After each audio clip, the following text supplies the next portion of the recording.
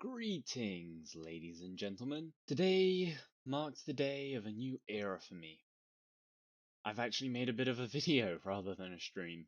This video is to address all of the tips and tricks, hence the title, that I recognize don't fit in with the tutorials very nicely, and these tips will give you the edge to get from that 50% win rate to 80%.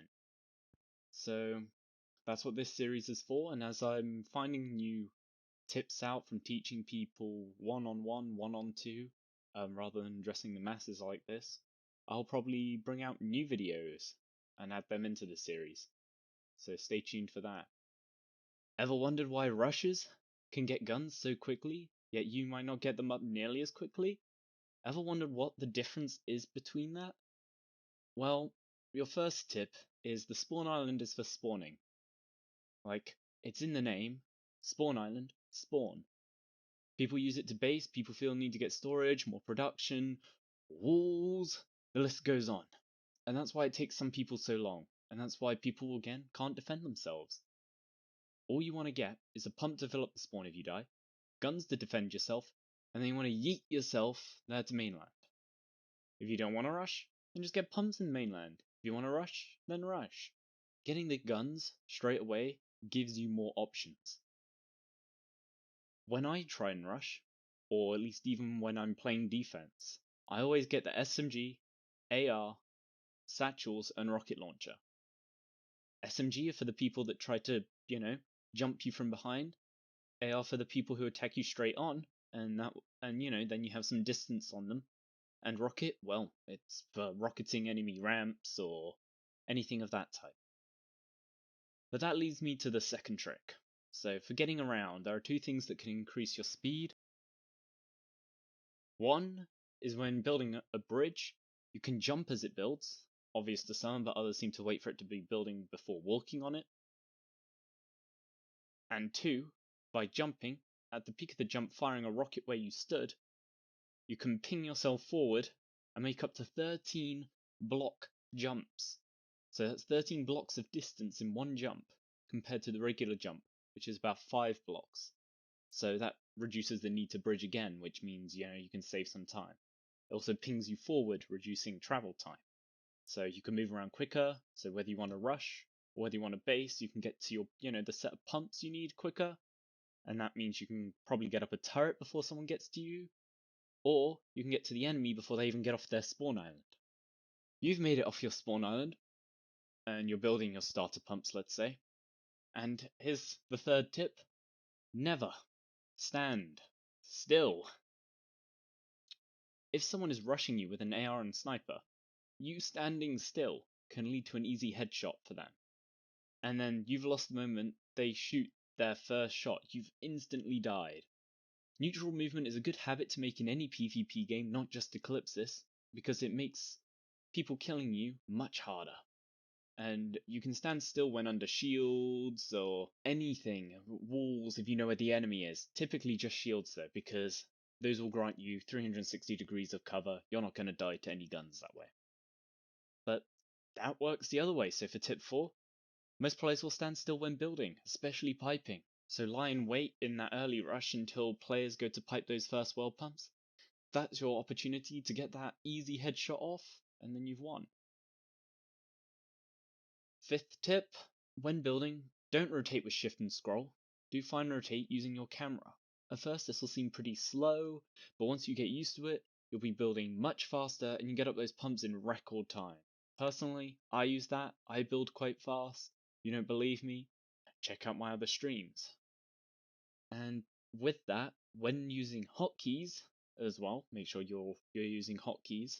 With the camera trick together, it can make for really easy building and chain piping for condensers, tanks, anything with a repetitive set.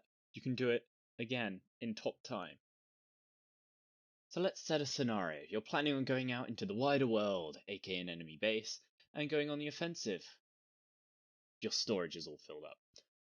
When would be a good time to use all your fabrication, all of your fabricators, to get that extra reservoir or two that's gonna help you for the rest of the game do laser strike spam?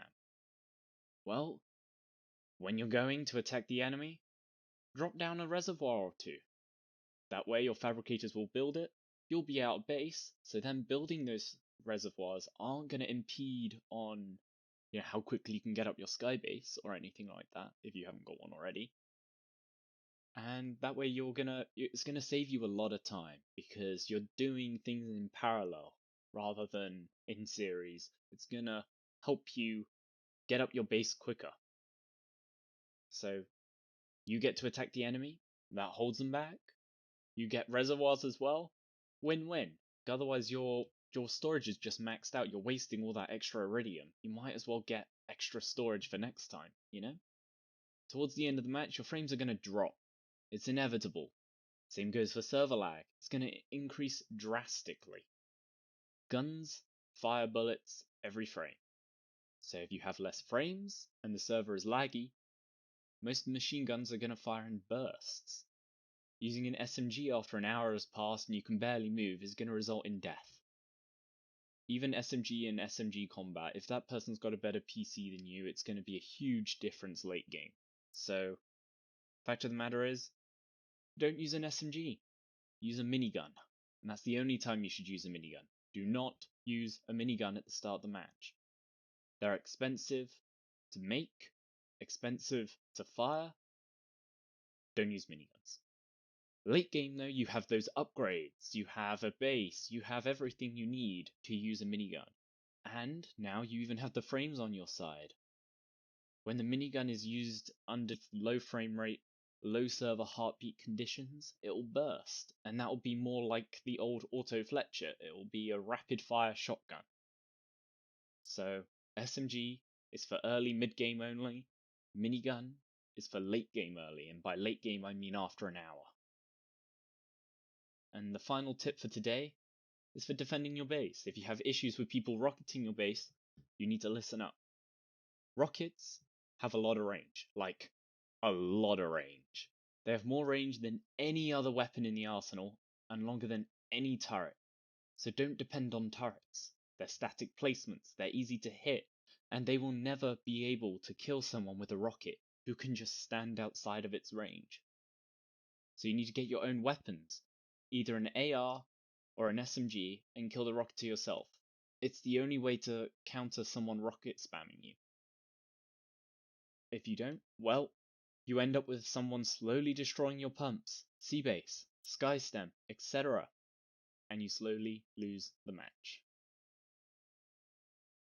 As I teach more people, I remember more tips that the masses should know. More tips for you to know. But for now, this is all there is. I hope you all enjoyed. Stay tuned for the tutorial series. Good luck, have fun.